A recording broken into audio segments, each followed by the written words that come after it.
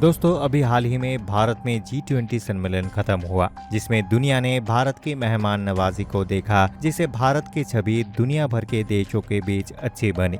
मगर भारत से जलने वाले पाकिस्तानी आतंकियों को ये कहाँ मंजूर है, इसलिए उन्होंने साजिश के तहत फिर से भारत और कश्मीर को बदनाम करने की कोशिश की है और ये बताने की कोशिश की है कि भारत अभी भी अशांत है, जहाँ पर किसी भी बड़े राजनेता का जाना सुरक्षित नहीं है और यहाँ टूरिज्म को भी बढ़ावा देना गलत है। दोस्तों इन सभी चीजों से नुकसान तो भारत का ही होता है, लेकिन फिर भारत सेना ने जो किया उसे सुनकर आपका सर गर्व से ऊपर उठ जाएगा। क्या है पूरा मामला बताएंगे आज के इस वीडियो में। लेकिन वीडियो शुरू करने से पहले अगर आप हमारे चैनल पर नए हैं तो चैनल को सब्सक्राइब कर इस वीडियो को अंत तक जरूर देखें। दरअसल लश्कर के आतंकवादी जम्मू कश्मीर के पंजाब पीर पहाड़ी पर छुपे हुए हैं। इस पहाड़ में बहुत सी नेचुरल गुफाएं भी हैं और इन्हीं गुफाओं में आतंकी छुपे हुए हैं। सूत्रों के हवाले से खबर मिली है कि आतंकियों को पहाड़ के चप्पे चप्पे की खबर है, लेकिन दोस्तों हमारे भारतीय सेना ने भी आतंकियों की कब्र इस पहाड़ में खोद डाली है।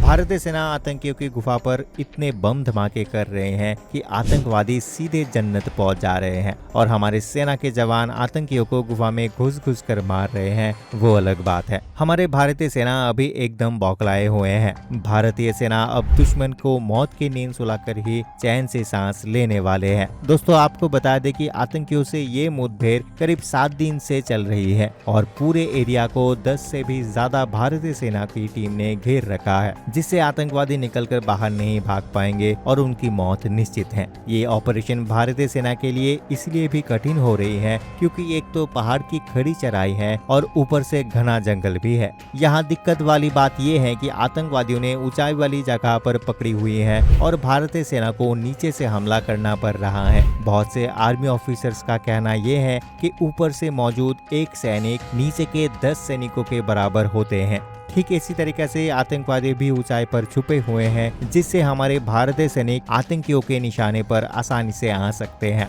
दरअसल ये आतंकवादी गुफाओं के अंदर भी छुपे हुए हैं। ऐसे में लड़ाई कम और लुका छुपी का खेल ज्यादा होता है, जहां पर हर पल मौत का साया मंडराता रहता है। आपको बता दें कि आतंकियों के साथ एक स्थानीय आतंकी जुबैर की भी पहचान हो चुकी है। इसको सेना ने घेर रखा है और इस पर 10 लाख का इनाम भी घोषित है। जरा सोचिए ये आतंकी कितना खतरनाक होगा कि जिस पर सेना ने 10 लाख का इनाम रखा हुआ है। दरअसल ये सब घटनाक्रम बुधवार यानी कि 13 सितंबर से चल रही है, जिसमें सुरक्षा बलों के सेना को खबर मिली थी कि कुछ आतंकी गरोल गांव में छुपे हुए हैं, जिसके लिए सेना और पुलिस ने मिलकर 12 से 13 सितंबर की रात को ऑपरेशन चलाकर उन आतंकियों को ढूंढने की शुरुआत की। इसी बीच आतंकी गांव से निकलकर जंगल के पहाड़ में जाकर छुप गए। सेना और पुलिस को ये बात पता चलते ही उन्होंने तुरंत पहाड़ की चोटी पर पहुंचने का फैसला किया, लेकिन पहाड़ की चोटी पर पहुंचने का रास्ता बहुत ही चुनौती भरा था और रात की अंधेरों में ये चुनौती दुगनी हो गई थी। सेना और पुलिस जैसे ही चढ़ाई करते हुए गुफा के पास पहुंचे, आतंकियों ने अंधेरे के सहारा लेते हुए उन पर फायरिंग कर दी। आतंकियों ने ये कायराना हरकत करते हुए सेना के जवानों पर हमला कर दिया, जिससे हमारे जवानों के बचाव करने का कोई मौका नहीं मिला, जिससे मौके पर ही कर्नल मनप्रीत सिंह और मेजर आशीष शहीद हो गए और इसके अलावा जम्मू कश्मीर के डीएसपी हुमायूं भट्ट भी आतंकियों से लड़ाई करते हुए शहीद हो गए। मगर दोस्तों शहीद हुए जवानों की शहादत बेकार नहीं जाएगी। खबर आ रही है कि ये ऑपरेशन जल्द ही खत्म हो जाएगा और सारे आतंकी मौत की नींद सो जाएंगे। वैसे हमारे भारतीय सेना आतंकियों को खत्म करने के लिए हेलीकॉप्टर की भी मदद ले रहे हैं। आपको बता दें कि ये ऑपरेशन जितना लंबा खींच रहा है, आतंकियों की मुश्किल और भी ज्यादा बढ़ रही है, क्योंकि उन्हें सुरक्षा बलों का सामना तो करना ही है और साथ में उन्हें उनके खत्म होने वाले गोला बारूद, भोजन आदि का सामना करना भी है। इसके साथ नींद और थकान का भी उनकी बहुत बड़ी दुश्मन बन जाती है, क्योंकि सेना आतंकियों को सफाई करने के लिए बड़े से बड़ा हमला कर रही है। सूत्र के हवालों से ये भी खबर आ रही है कि अब ड्रोन हमले भी हो रहे हैं। दोस्तों हमारे भारतीय सेना ने बताया है कि शहीद अफसरों के शवों को जंगल में से निकालने के लिए एक अलग से ऑपरेशन चलाना पड़ा और फिर उसके बाद विमान के जरिए शवों को उनके घर पर पहुंचवाया गया। हैरान करने वाली बात यह है कि यहाँ गुफा आतंकियों का अड्डा बन चुकी थी। आतंकी अपनी वारदात को अंजाम देते थे और इन गुफा के अंदर जाकर छुप जाते थे, क्योंकि उन्हें पता था कि सेना के जवान कच्चे रास्ते पर पेट्रोलिंग करते हैं और वो जंगल के अंदर पेट्रोलिंग नहीं करते हैं।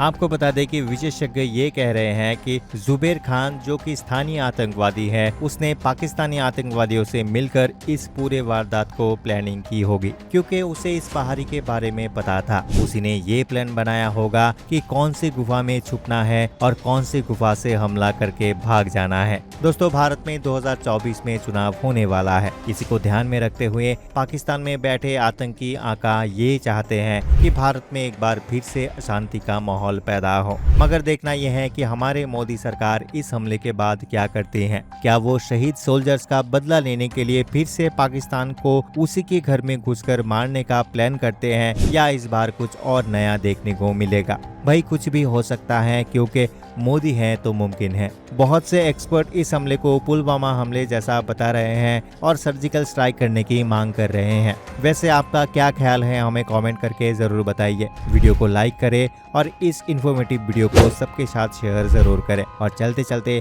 हमारे चैनल को सब्सक्राइब करना भी ना भूलें। अंत तक बने रहने के लिए आपका बहुत बहुत धन्यवाद। मिलते हैं अगले वीडियो में।